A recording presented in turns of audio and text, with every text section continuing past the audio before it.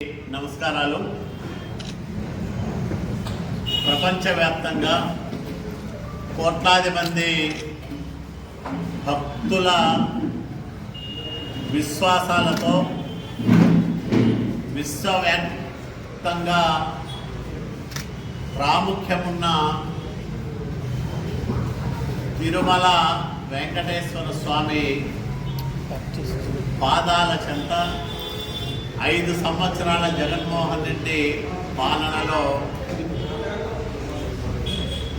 అనేక రకాల పాపాలు జరిగాయి.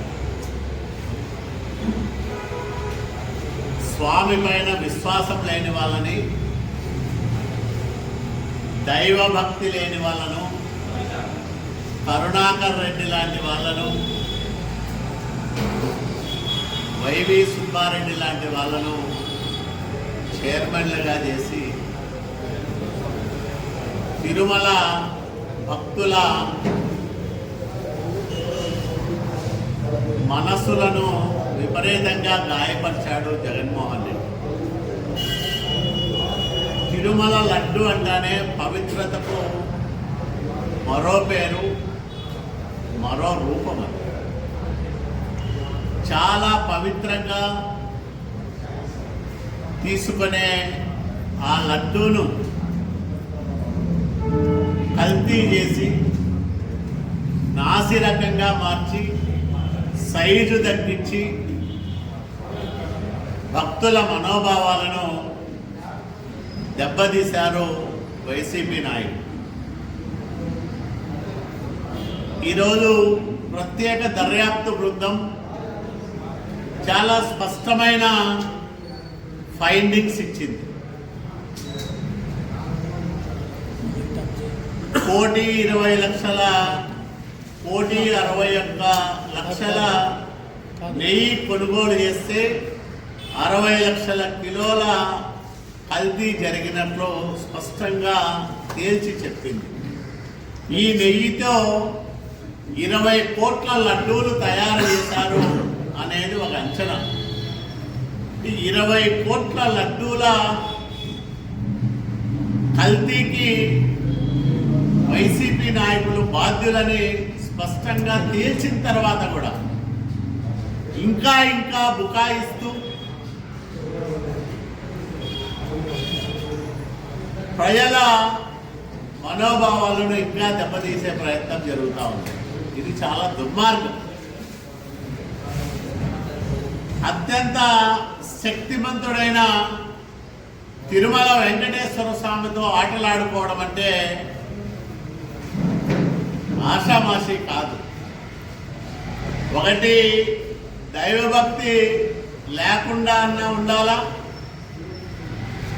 2, పాపభీతి, ఏమి చేసినా మాకేమీ కాదు అనే అహంకారం అన్నా ఉండాలి. వైసీపీ నాయకులకు ఈ 2 ఉన్నట్లున్నాయి. దానికనే ఇంత పెద్ద ఎత్తున తిరుమల లడ్డూల్ని కల్తీ చేశారు. 20 కోట్ల లడ్డూలంటే చాలా పెద్ద సంఖ్య. ఈ స్థాయిలో బహుశా ప్రపంచంలో ఏ పవిత్రమైన స్థలంలోనూ కల్తీ జరిగి ఉండదు. తిరుమల దేవుడితో ఆటలాడుకున్న వైసీపీ నాయకులను చట్ట ప్రకారం శిక్షించాలని మేము కోరుతా ఉన్నాం. కేంద్ర దర్యాప్తు సంస్థ ఇంత స్పష్టమైన ఆధారాలతో నివేదికలు ఇచ్చినా ఇంకా వాళ్ళను కంట్రోల్ చేయలేకపోవడం కరెక్ట్ కాదు. వాళ్ళ పైన వెంటనే చట్ట ప్రకారం చర్యలు తీసుకుంటే భక్తులు కొంతన్నా ఉపశమనం పొందుతారు. తీవ్రమైన ఆగ్రహావేశాలు వ్యక్తం చేస్తూ ఉన్నారు వెంకటేశ్వర స్వామి భక్తులు వైసీపీ నాయకుల పైన. ఇంత పవిత్రమైన తిరుమలలో ఇన్ని దుర్మార్గాలు, దుష్టకార్యాలు, పాపాలు చివరికి అత్యంత ప్రసాదమైన లడ్డూను కూడా కల్తీ చేసిన దుర్మార్గులను కఠినంగా శిక్షించాలని మేమంతా కోరుకుంటా ఉన్నాం. లేకపోతే వాళ్ళు ఇంకా విచ్చలవిడిగా వాళ్ళ తప్పుడు పనులను సమర్థించుకునే ప్రమాదం ఉంటుంది. వాళ్లకు కావాల్సిన సంస్థలకు నెయ్యి సరఫరా ఆర్డర్లు ఇవ్వడానికి 2020 ఫిబ్రవరిలో జరిగిన 371వ టీటీడీ బోర్డు సమావేశంలో కొన్ని తీర్మానాలు చేసుకున్నారు. అంటే కొన్ని మార్పులు చేర్పులు చేశారు. ప్రతిరోజు కనీసం 4 లక్షల లీటర్ల ఆవు పాలను కొనుగోలు చేయాలని అంతకు ముందున్న నిబంధనలు పూర్తిగా ఎత్తేసింది అప్పట్లో పాలకవర్గం. 3 ఏళ్లు వరుసగా సంస్థ నిర్వహణలో ఉండాలంటే సంవత్సరం ఉంటే చాలని నిబంధనలు సడలించారు. పాల నుంచి రోజుకు 12 టన్నుల వెన్న తీసే సామర్థ్యం ఉండాల సంస్థ కంటే 8 టన్నులకు కుదించారు సామర్థ్యాన్ని. టర్నోవర్ కూడా ఏడాదికి కనీసం 250 కోట్ల టర్నోవర్ ఉన్న సంస్థే ఇందులో పాల్గొనాలని ఉంటే దాన్ని 150 కోట్లకు తగ్గించారు. ఇట్లా వాళ్ళకు అనుకూలంగా నిబంధనలు మార్చుకొని వాళ్ళకు ఎవరైతే కమిషన్లు ఇస్తారో వాళ్ళ ఆ డైరీలకు ఈ ఆర్డర్లు వెళ్ళే విధంగా బోలే బాబా డైరీ, వైష్ణవి డైరీ ఇట్లాంటి వాటికంతా కూడా ఆర్డర్లు ఇచ్చి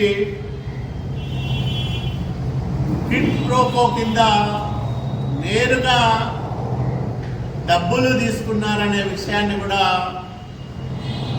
సిట్ నివేదిక స్పష్టం చేసింది.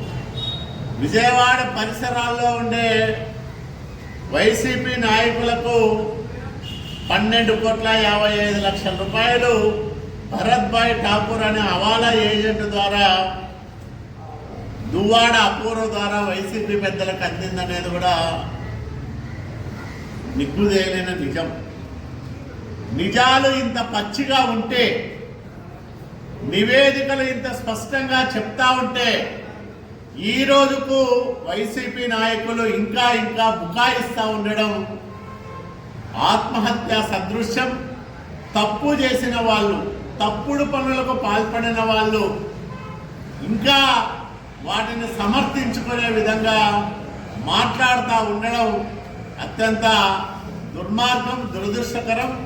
కాబట్టి ఈ తిరుమల లడ్డూలకు ఉపయోగించిన నెయ్యి కల్తీకి బాధ్యులైన వాళ్ళను కఠినంగా దండించాలని మేము భక్తుల ద్వారా ప్రభుత్వానికి విజ్ఞప్తి చేస్తా ఉన్నాం.